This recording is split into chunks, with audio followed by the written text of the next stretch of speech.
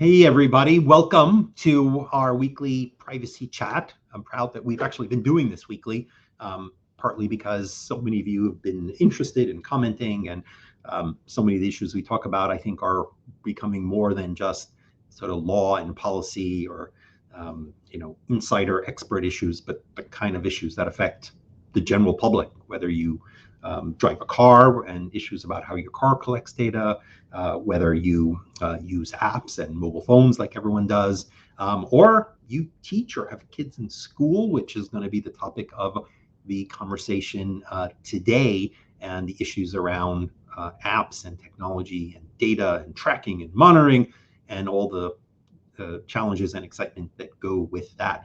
I'm really happy to be joined by two senior members of our team who help lead our work in youth and education and student data, Jamie Gorosh and Jim Siegl. I'm going to let them give a little bit of an intro of sort of who they are, so you know a little bit more about what they do and what their history is. And then we're going to jump into it. We're going to talk about first a quick thing around the basics, because student data it's a bit complicated, the structure for how it's regulated by law, where the gaps are. It's really a combination of a couple of alphabets: FERPA, PPPA, COPPA, and then lots of student privacy laws. So we'll delve into that. We'll then talk about EdTech apps and Chromebooks and Apple and all the technology that is in schools today, and some of the concerns around how that data is being collected, how is it being used, what kind of advertising, marketing, how are schools monitoring what kids do using these tools?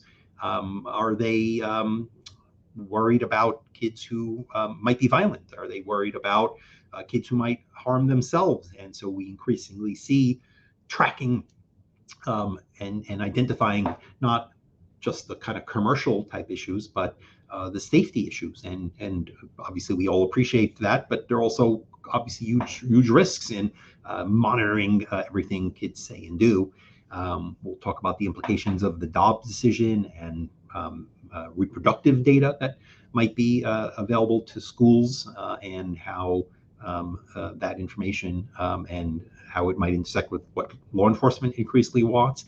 And then the last thing we'll talk about is the biggest new thing, which is California's new design code and how that's going to affect not just kids and teens, but maybe every tool. So, Jim, what do you do at FPF? So I am a senior technologist on the youth and education team, kind of bridging the translation of policy and technology.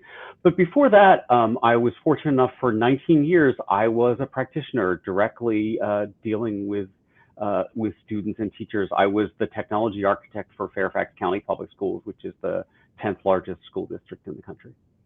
I've met Jim a number of times over the years out at programs where he was helping educate others about some of the challenges and best practices. And I remember sort of early on saying to him, I get that your county, values you, but what you're providing is so critical for everybody. We've got to figure out a way to, unleash you from the day-to-day tasks that you have and see if we can help provide this. So Jim's been invaluable not only in helping advise and shape and provide insights to our work, but playing a real external role in helping stakeholders throughout the system. Jamie. Hi, everyone. So thrilled to be here today. My name is Jamie Gorosh, and I am Policy Counsel on the Youth and Education team at FPF. Prior to joining FPF, I was working at a law firm doing compliance around student data privacy and other issues related to education. And so at FPF, my portfolio mostly deals with student data, so issues related to monitoring and some of the topics that you mentioned that we'll be discussing today. All right, let's give a quick, there are actually laws that do provide protections, whether they need to be fixed or improved or better, but we actually do have a fair amount of legal protections. Let's give folks a quick primer. Jim, FERPA. FERPA is sort of the first big go-to. Yeah, so FERPA is the big law, 1974, and it really regulates the education record, which is really anything that is directly associated with the student. It is much more than just simply your attendance, your discipline, your grades. It's been modified about 11 times, most recently in 2011, and the primary purpose is it restricts data that can be shared, except in about 16 different exceptions, like when a school might contract with a student information system vendor to provide a service, or in a health and safety example, which is probably something we're going to talk about. One of the things that the law does that creates sometimes confusion, in a lot of the privacy laws, we kind of recognize that you have a vendor, right? You don't do everything yourself. You have contractors who work for you, and they really are supposed to be an extension. But for whatever reason, FERPA, which is sort of an old law, didn't rely on the notion of sort of somebody is your vendor and really should just be acting under your control to do exactly what you tell them, or an agent. But they structured this as a school employee exception. And so it sounds sort of odd that someone is going to be sort of a school employee, right? Is Google a school employee? Part of it may be that one of the reasons why they used that terminology back then is that, today, for parents to go into school, you got to go through security and so on and so forth. There was a time when I remember parents showed up and they volunteered and they showed up in classrooms and they acted as, they accompanied the parents, they accompanied the class on a school trip because they needed some extra, hands or, and so the notion that, you weren't a stranger, you were going to be perhaps designated almost as a de facto school employee with the same restrictions that school employees have for how they can use data. But it ends up being a bit confusing. And of course, FERPA is also the law that covers colleges and sometimes even lower other educational coverings. One of the challenges is that it is a budget law. It is not a you violated this law, you go to jail, you get a fine. Schools can lose or a vendor can be restricted from having government funding, which for those of you who work in the system know is maybe worse than being beat with a fine, like the fact that your institution could lose its funding. Now, some critics say, well, how often does that happen? But it's a pretty big sword. But again, something that's a bit unusual because, as we all know, we have a heavy focus on state control in our system and local control, not sort of federal government setting the laws, but the way the federal government, for those of you who are not US based, ends up having impact even when it doesn't set the law is it says, oh, we're sending you a lot of money. You might not get the money if you don't meet our standards. And so they end up being able to regulate using the power of the purse. The other big law, at least for younger kids, that's often relevant is the Children's Online Privacy Protection Act, COPPA. Jamie, quick take on sort of how this ends up intersecting. It's also a bit confusing because it's not simply, you go buy a Lego toy. Lego knows that it serves very young kids, so it has various restrictions here, intersecting with schools. So how does that work? Yeah, so generally speaking, COPPA protects the data for kids under 13, requiring verifiable parental consent. So they are required to have actual knowledge that the user is a child. But in the school context, it's really such that the school will step into the place of the parent. So the rights that the parent have, the school gets to then step in and have that ability to provide consent. And so it's not specific to schools, it's more to protect children, but it does, as you said, enter into the space of the school in that way. So what made life complicated in the last decade or so is that technology entered the picture in a way that didn't really exist before. Scheduling programs, apps that teachers might recommend for kids to use, math, or parents being able to see grades, see their kids' calendar. I think anybody who's got kids in school, knows that there are a range of ways Schools send alerts now about snow days, communicate with parents via email, let alone classroom tools and Google Chromebooks and everything that those who are excited about the notion that this helps teachers communicate better, helps parents have better insight instead of just learning at Parent-Teacher Day. But these are now sometimes very big global tech companies, or sometimes a teacher who had an idea, or not even a teacher. Quizlet was founded, I think I met the founder when he was 17. I think he founded it at 16, creating flashcards, but doing it digitally. And all of a sudden, there's sort of a business, and all of a sudden, it's being used by kids and teens and teachers because it ends up being useful. Wait a second. These are not folks that have lawyers, that know FERPA, that know COPPA. Let's talk about some of the concerns. We read lots of reports that some app that's being used has cookies, is tracking, has ads, and every couple of months there's a giant concern. So, Jim, I know you've spent a lot of time previously helping figure out how to vet these apps so that the ones that are appropriate, come into schools and not those that are maybe selling data or doing the kinds of advertising that's not permitted. But there still seems to be a lot of, stress and debate around this. Yeah, this is definitely something that comes up a lot. And in my former role in Fairfax, a large part of the job of the group that I worked in was to actually test these applications. And it's a complicated thing. So often we'll see reports about a number of educational apps being tested and particular findings. And I think the school setting is a relatively unique setting in terms of not just the kinds of applications that are used, but the way that they're used. And Jamie kind of talked about COPPA, and schools use a mix of applications that are designed specifically for schools and applications that are consumer applications. During the pandemic, a lot of schools turned to things like wearables to be able to handle how do you deal with doing a gym class. And those kinds of applications are very different than what you would see in a school application.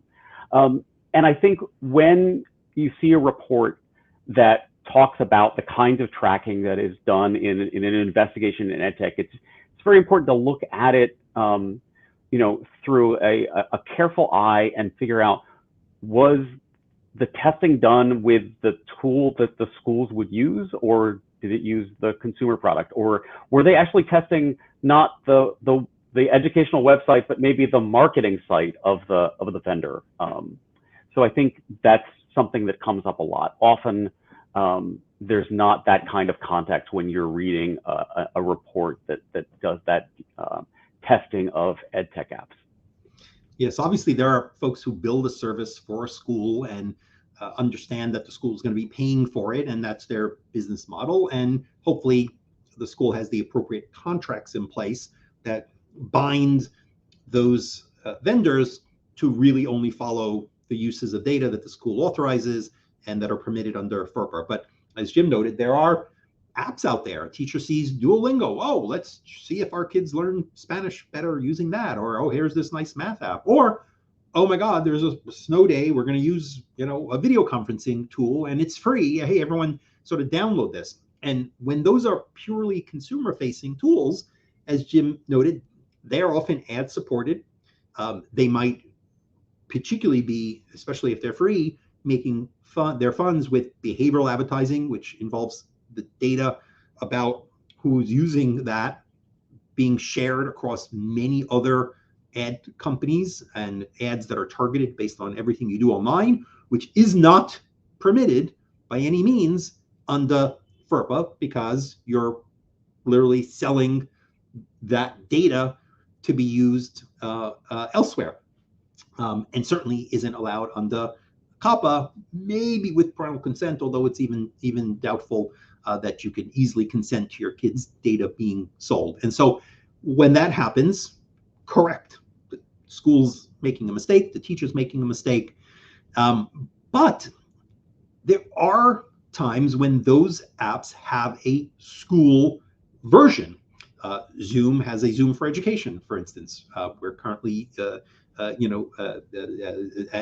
and sometimes when critics take a look, as Jim noted, they're looking at the commercial one because that's what it was easy to see, and not perhaps the more locked down one where the school might actually be paying for the service.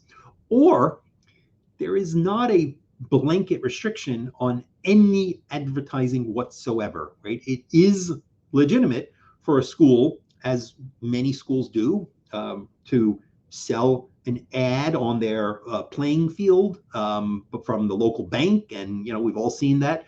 And they might decide to sell an ad on their website or to allow.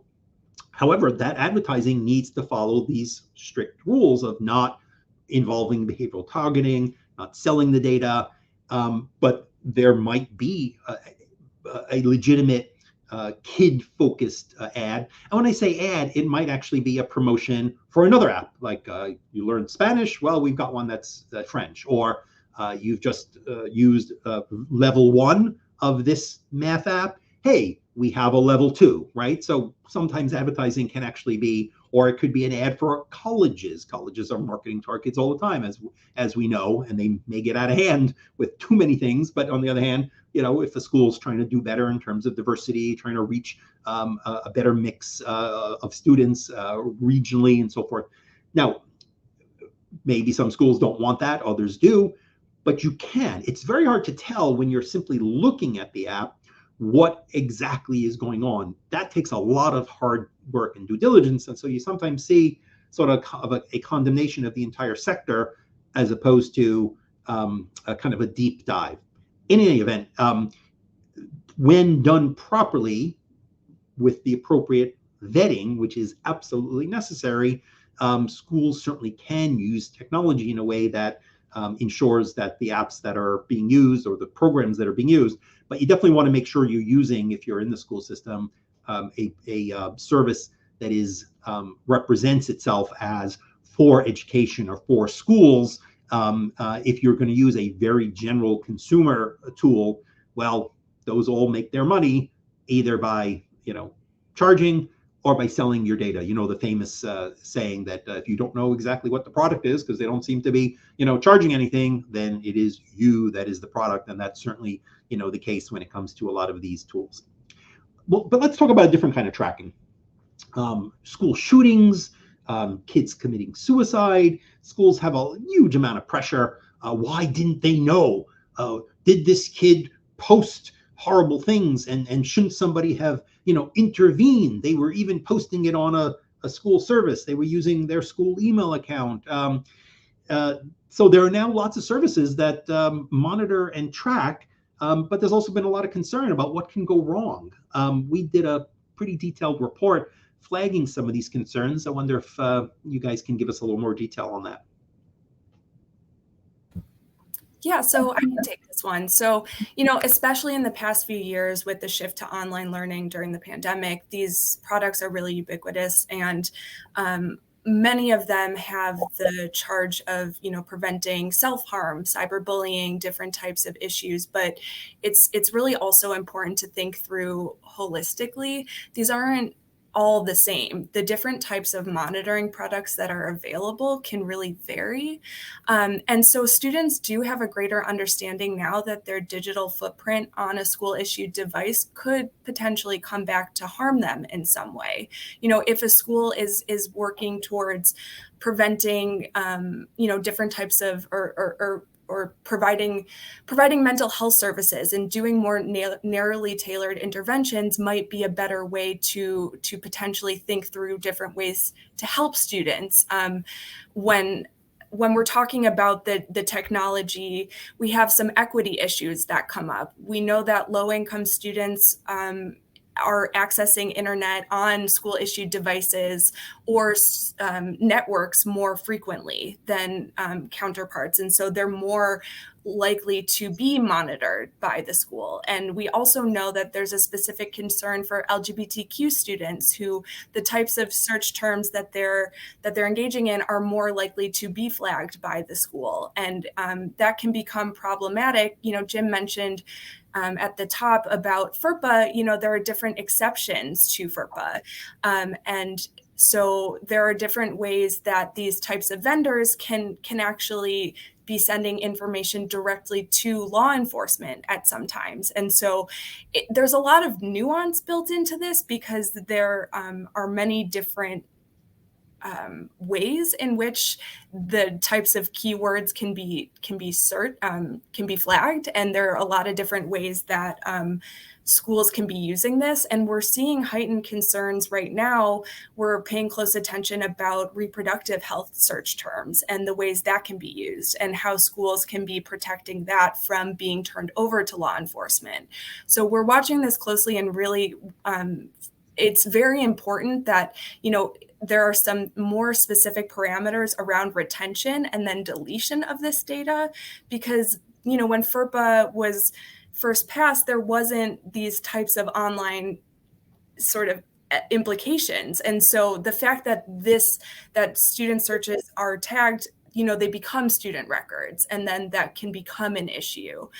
So it's important to set up some guardrails and parameters around, from the school's perspective, what search terms they're actually going to be flagging. And then from the student's perspective, thinking through that, they don't have that same expectation of privacy when they're on a student or a school-run network.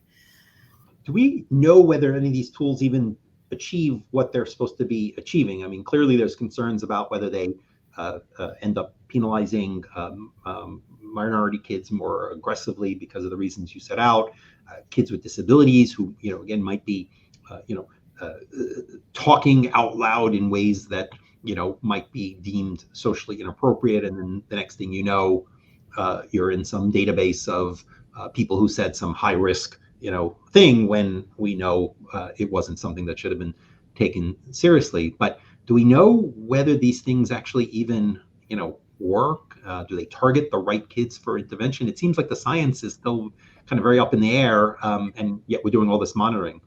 Yeah, we don't have specific evidence of that, which is why I sort of, earlier on mentioned that, we should be, if we're seeing students who are in need of help, that there are different types of supports that we can be providing, as opposed to just, capturing that information and sending it over and having law enforcement or others having access to it. We're not seeing the types of effects. We don't have evidence that that's actually a narrowly tailored approach to preventing student, different issues of student safety. We have a comment from our audience. Many of the data problems are with some of the newer ed tools. As of 2 years ago, 70% of the K-12 schools used one of 3 school information systems. How are these services for data privacy? Do we have any thoughts there?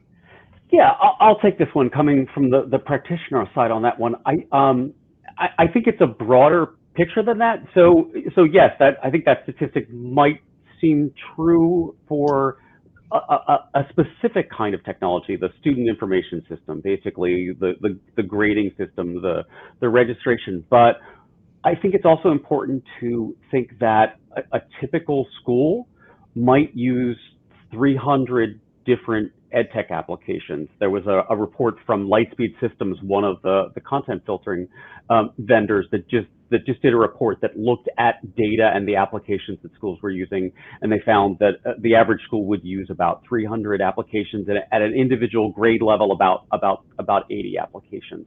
So it's a pretty wide mix. I started heavily in student privacy around 2013, when a lot of state level laws were passed. I would say that I actually think that the field has gotten significantly more mature over the last 8 years, particularly through the additional state laws that require things like prohibitions on targeted advertising, requiring encryption in transit arrest, requiring specific data protection agreements. And there's a pretty robust group of organizations that support schools in terms of providing standard national templates for data protection agreements and other things. Let's try to hit two quick issues in the 5 minutes we have left. Jamie started mentioning Dobbs and the concerns about law enforcement access to reproductive health. And obviously, we're all super worried that some aggressive attorney general or other law enforcement official might be fishing around or trying to find who's pregnant or who has sought reproductive health care or abortion services. What do we know about whether a school has to hand over this data, or whether some of these vendors who might have the data because they're monitoring or because there's a visit to a school nurse? Is this up for grabs? Can schools say no? What rights does law enforcement have to get this data? Does the law give us any protections here? If law enforcement has a subpoena, that is one of the exceptions to FERPA. So they have the ability to access that information, which sort of goes back to my point before about retention. If you don't have that data, you can't turn it over. And so, and then also you can kind of take a step back further from that is what are the terms that you're even flagging? If you're not flagging terms like sex or abortion or different terms that might capture that universe, then you're not going to have, and I shouldn't have said sex, that was there are different laws around that, but it's sort of you can prevent at the outset even collecting that information. But we do know that there are certain of these vendors that have the ability and have contracted to be able to turn information directly to law enforcement. And so I think from that standpoint, it really depends who you're working with, which vendor, and it can vary a lot. And so it would be important for schools to really be thinking through who they're working with and what that means.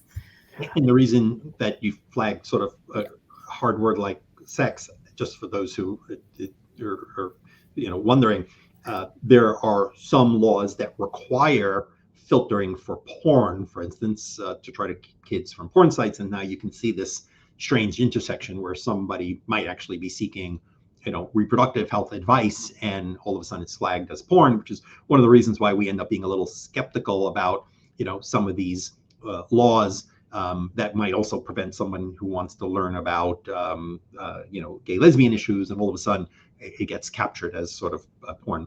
Let's squeeze in one more thing.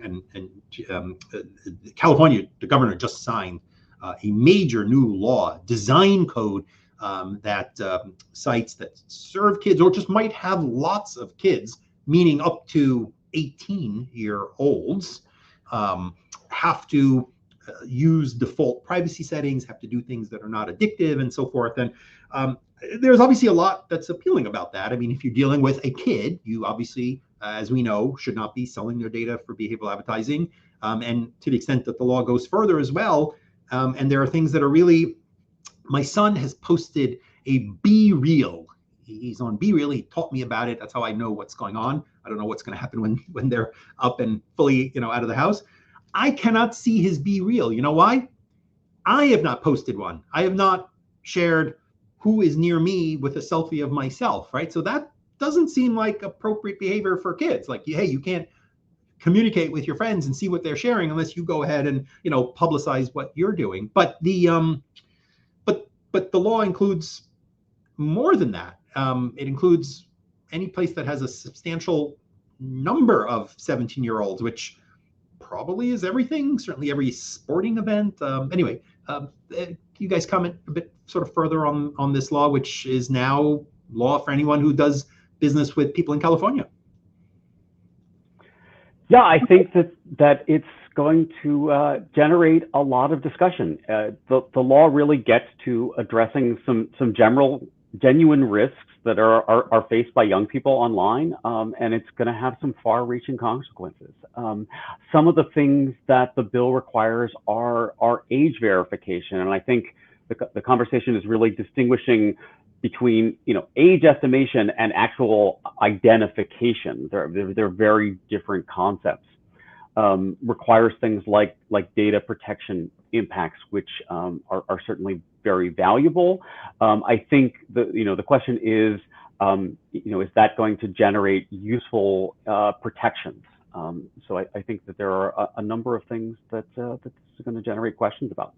So heads up, you soon will be asked to verify your age, maybe to identify yourself, maybe to submit to a face scan if it's something with a camera. Please don't blame those websites. They're complying with California law. They may have lots of teens and now need to either treat everyone like a teenager, which maybe some will do, turn off some of the tracking, or treat us all. But there are lots of sites where maybe that's kind of not what we want. So more privacy for the youth, maybe the trade-off is going to be less privacy for the rest of us. Is that worthwhile? Well, the California legislators decided it is the case. Our job, perhaps those of us who are in the privacy, tech, and compliance world, can we figure out a way to comply with this law that does what we all think is needed, treat the younger people in a way that is appropriate, while not forcing, intrusive identification, and can we come up with methods that make compliance with this law really in the spirit of what we need, protect the younger people, and obviously let the adults use services in a much more direct way. Thank you, Jamie. Thank you, Jim. Thanks for everybody who tuned in for just a little snatch of what we do. Please look at our FPF.org, look at Student Privacy Compass, which is where we keep a lot of our real resources in this area, and super important issue. Hope everyone who's back to school has a little bit more information, and have a happy Friday. Thanks, guys. Thank you.